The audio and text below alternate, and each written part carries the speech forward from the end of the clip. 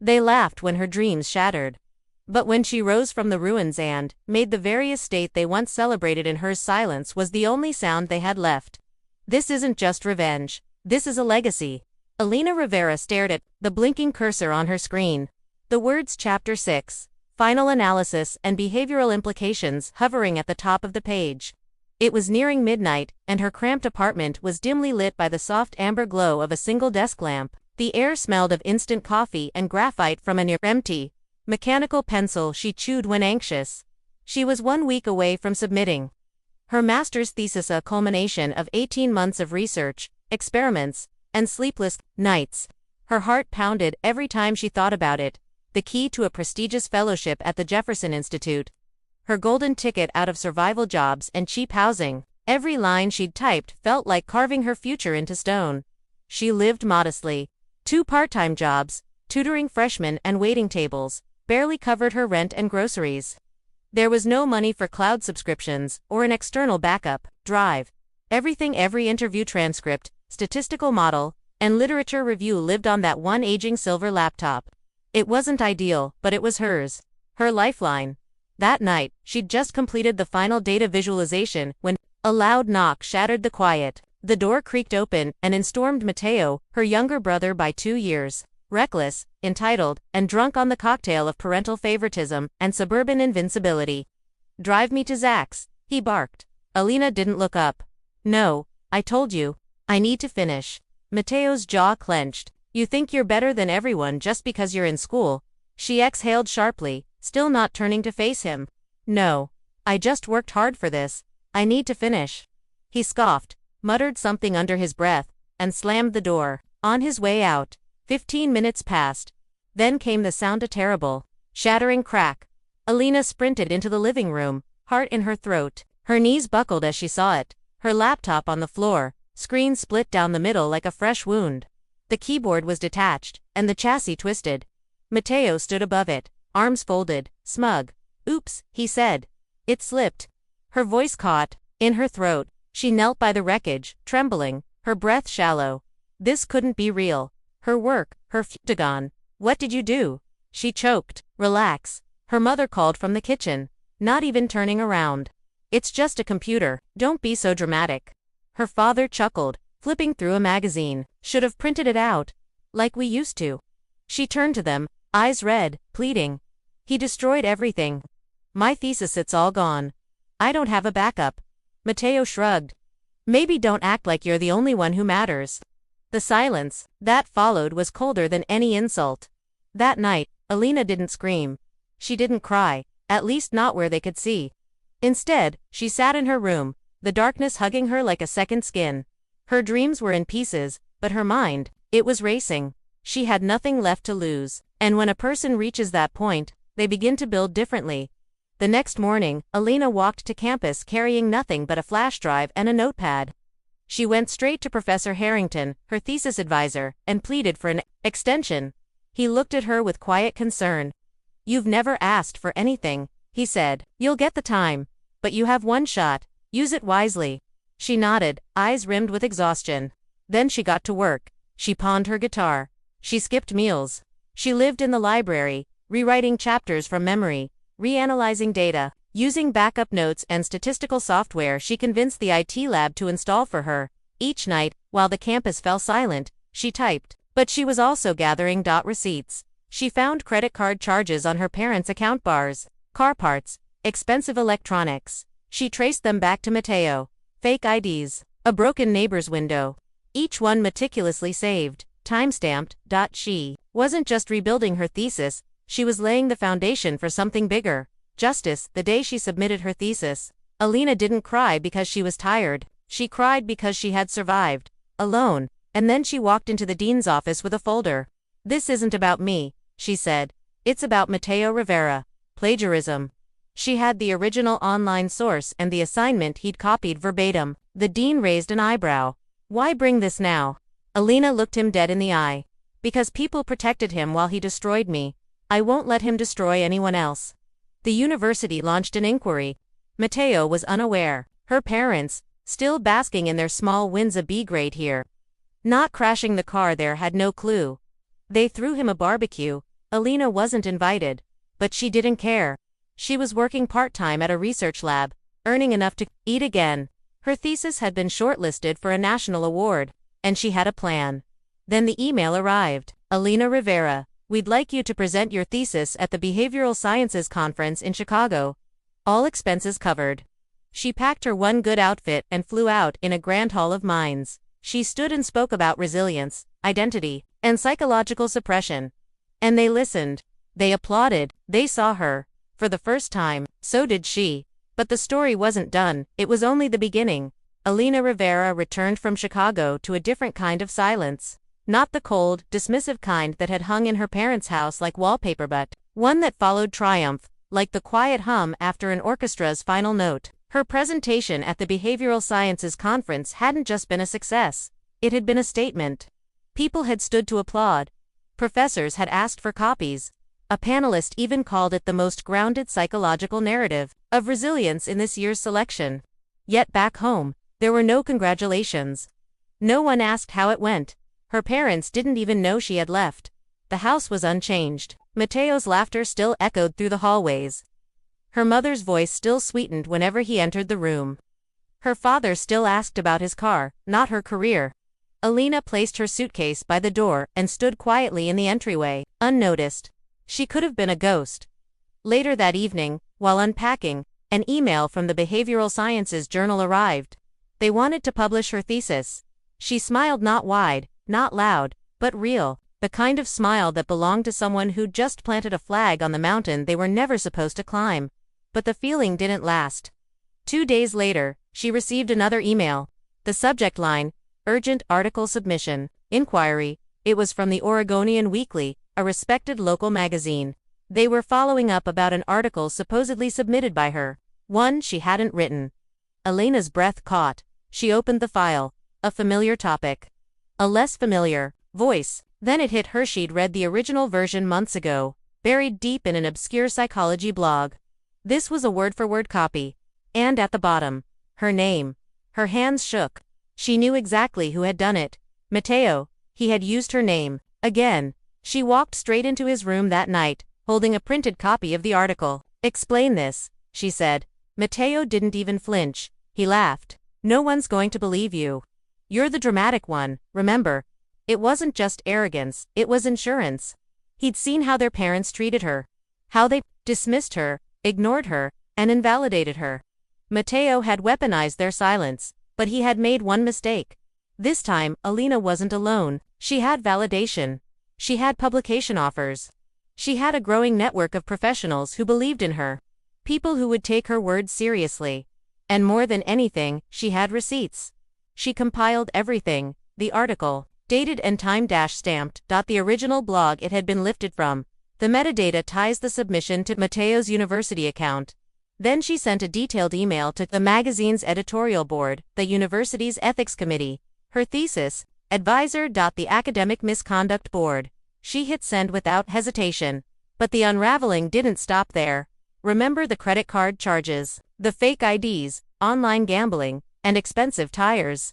What her parents dismissed as boys being boys. Alina had quietly tracked every expense for months. She had them categorized, labeled, and linked to specific vendors. One item stood out, a $2,500 student line of credit. In her name, she hadn't applied for it, she cross-referenced the paperwork. Mateo had forged her signature. That wasn't mischief, that was fraud. She contacted the bank. Presented the evidence. The university's legal clinic offered her free legal support. The bank launched a formal investigation. Mateo was summoned for questioning. Her parents were furious, but not at him, at her. You're tearing this family apart over money. Her mother cried. No, Alina replied calmly. He did that when he tore my life apart, and you laughed. Her father insisted they could resolve it privately. Her mother begged, just let it go. Family comes first. Alina shook her head. I am family. You just forgot that part. Court proceedings were set. Mateo tried claiming mental stress. Her parents blamed her for not telling them earlier, but Alina came armed with screenshots, emails, transcripts, and a calm that couldn't be rattled. She wasn't there to ruin him. She was there to reclaim what he took. The judge agreed. Mateo was ordered to pay full restitution, Cost of the destroyed laptop data recovery services. Expenses incurred in rebuilding her thesis. Compensation for the fraudulent credit line, $75,000. His accounts were frozen. Her parents tried to settle quietly. You owe her that much, her father finally admitted. She's the favorite now. Alina didn't respond. She didn't need to. Because that was the moment she realized they hadn't changed. They didn't see her, they saw leverage. She left without another word. A week later, they received an auto reply. This number is no longer in service. Please contact your favorite child instead. 6 months passed. Not a call. Not a message. Alina moved to Seattle. Took a position at a think tank. Her paper was featured in an international journal. Her name was listed among emerging thought leaders in behavioral psychology.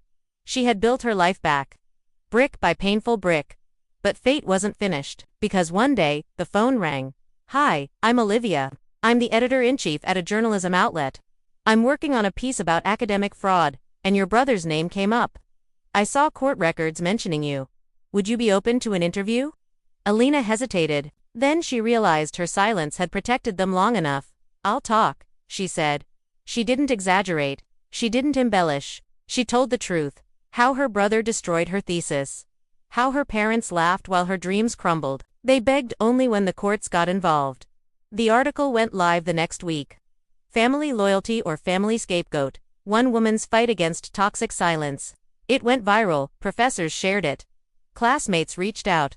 A teacher from high school wrote, "We always knew you were the strong one." But Alina wasn't seeking applause. She was building peace, and that peace would soon come with keys. Alina Rivera stood at the gates of her future, holding keys to a past she had never intended to reclaim. The estate was old but grand, tucked into the wooded outskirts of her hometown, a century-old mansion surrounded by gardens and quiet trails. It had once hosted lavish family reunions for people who now lived only in the shadows of her story. Now, it would be reborn as something else. A think tank retreat and innovation center, a place of ideas, of progress, of truth. She hadn't bought the property out of spite. The acquisition had been practical, strategic, but fate, with its sharp sense of irony, made sure it also happened to be the same estate her parents had rented annually for their summer gatherings. And they didn't know she now owned it. Not yet. The viral article had sent shockwaves through every corner of Elena's old life. Her story, a quiet, methodical takedown of academic abuse and familial gaslighting, had become a symbol for survivors of toxic households. There were hashtags. There were podcast invites. There were panels, symposiums, and people quoting her case in ethics lectures across universities. But for Alina, none of that mattered as much as what came next. She was no longer hiding, no longer afraid of being called dramatic or difficult or unforgiving. She was measured now, strategic. Every move she made was intentional. The retreat launch was scheduled for the end of spring. Invitations were sent, press releases drafted, guest lists confirmed. Then came the inquiry. A booking request from her parents. They wanted the estate for their annual reunion. Like always, as if nothing had changed, Alina didn't respond. Instead, her assistant replied, "All bookings are subject to owner approval. Unfortunately, guests with unresolved litigation history or past abuse allegations will be declined. Thank you for understanding." The message was brief, but it landed like a thunderclap. A week later, Alina arrived early at the estate to oversee preparations. The grounds were already transforming, caterers in the kitchen, logistics teams setting up tech stations, panels being installed under the grand oaks. That's when the car pulled up. She knew it before she saw it. The slow crawl of worn tires on gravel. The metallic blue of her father's sedan. They stepped out, aged and smaller than she remembered. Her mother's once perfect hair now streaked with silver. Her father's shoulders were slightly hunched, like the weight of everything they'd ignored was finally pressing down. They didn't recognize her at first. She was dressed in a crisp white suit, clipboard in hand, walking with a team of directors. But when she turned and looked them in the eye, her mother's face drained of color. "Alina," she whispered. Alina didn't smile. "You didn't know I'd ever own anything," she said, her voice calm. Her father tried to recover. "We didn't mean you meant every bit of it," she said. Her mother stepped forward. "We were scared. We thought you'd turn the world against your brother." Alina raised an eyebrow. "He did that all by himself. I just stopped protecting him." They looked around, like the estate might swallow them whole. "We didn't know how far it had gone," her father said. We thought you'd moved on. I did, Elena replied. You're the ones who haven't. Her mother's voice cracked. Is there any way we could still book it? Elena looked toward the trees, breathed in deeply. Then she turned back. There's a lovely public park 2 towns over, she said gently. You'll find it less intimidating. They stood frozen. She walked away. She didn't yell. She didn't slam the door. She didn't need to. Their silence was louder than any apology could have been. Inside the estate's grand hall, she joined the retreat's opening panel. Behind her, a banner read, Courage through Clarity, Psychology, Ethics, and the Future. She took her seat among psychologists, professors, and researchers. And they listened. Not because she demanded it, because she had earned it. That evening, she stood alone on the balcony overlooking the gardens, the wind gently lifting the hem of her suit jacket. She had not won by rage, she had won by rising. And tomorrow, she would welcome a new generation of thinkers into a space she built from the ashes of silence. The morning of the retreat's second day dawned golden and crisp. Sunlight filtering through the stained glass windows of the estate's main hall. Elena Rivera stood before the grand fireplace, her reflection flickering in the glass-framed portrait above the mantel. New edition featuring a tree with roots stretching into tangled webs and branches breaking into beams of light. It was symbolic. It was intentional. Attendees filed in quietly, scholars and students alike, each holding a program embossed with the theme, Truth, Transformation, and Triumph. The retreat was a success. Elena's vision had come to life not just as a space for innovation, but as a sanctuary for survivors of intellectual, emotional, and familial suppression. Each speaker built upon the last, weaving stories of adversity, research, ethics, and healing. But it was Elena's keynote address that would become legendary. She stood at the podium in silence for a moment, letting the room settle. I used to think that silence was survival, she began. That if I kept my head down and pushed forward, the world would eventually make room for me. That if I just worked hard enough, I'd earn space, respect, love. But silence didn't save me. It erased me. She paused, scanning the crowd, until I chose to stop protecting what broke me. Murmurs, stillness, eyes locked. I was told family comes first, she continued. But what no one tells you is that truth must come first. Justice must come first. Healing doesn't begin in comfort, it begins in confrontation. Applause, slow and growing. Some in the audience wiped their eyes. When my thesis was destroyed, I thought my future had been taken. But in rebuilding it, I found something stronger than success. I found clarity. And with that came freedom. The standing ovation lasted almost 2 minutes. In the days that followed, Elena's inbox overflowed. Students from around the country reached out. Survivors of similar family dynamics shared their stories. Academics asked to collaborate. But the most unexpected message arrived a week later, a handwritten letter from Mateo. It was short, apologetic. The writing is shaky. I don't expect forgiveness. I don't even know if I deserve it. But I've started therapy. I'm in debt, and alone, and maybe that's where I'm supposed to be right now. I just wanted to say I finally understand what I took from you, and I'm sorry. Elena folded the letter quietly. She didn't reply. She didn't throw it away either. She placed it in a drawer. Let it sit. Some wounds need space before they scar. The think tank grew quickly. By autumn, they had launched fellowships in ethical research, crisis response, and digital integrity. Elena's story became a case study in graduate seminars. A documentary filmmaker requested rights to adapt it for a limited series. One crisp October morning, as golden leaves drifted across the courtyard, Elena received a visit from Professor Harrington. He smiled as he looked around the estate. Quite the legacy you're building. Elena nodded. It's not revenge, it's a restoration. He raised an eyebrow. Of what? She looked out the window toward a group of young students discussing an upcoming panel. Of worth. Of voice. Of everything they said. I was too dramatic to keep. Months later, her parents tried again. A voicemail this time. Softer, more tentative. A request to meet. She didn't respond. Some bridges aren't burned, they're dismantled. Carefully, intentionally, and sometimes, not rebuilding them is the legacy. Elena Rivera's name would go on to be etched into more than journals. She would be quoted in ethics textbooks, honored at university commencements, and remembered not for the pain she endured, but for the power she chose to create from it. And long after the world stopped talking about the scandal, her estate remained open. not for reunions, but for revolutions.